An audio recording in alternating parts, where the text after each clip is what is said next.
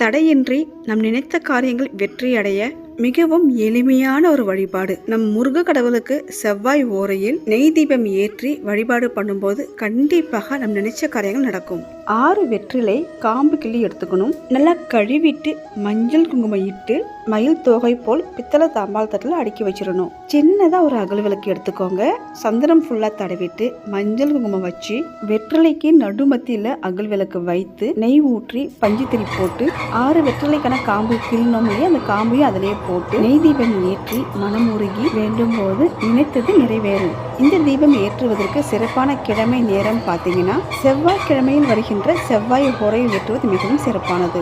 செவ்வாய் ஓரை காலை 6 to 7 மணி, மதியம் 1 to 2 மணி, மாலை 7 to 8 மணி. முருகருக்கு செவ்வாய் ஓரையில் நைவேத்தியம் செய்து நெய் தீபம் ஏற்றி வழிபாடு பண்ணும்போது வேண்டிய வரம் கிடைக்கும்.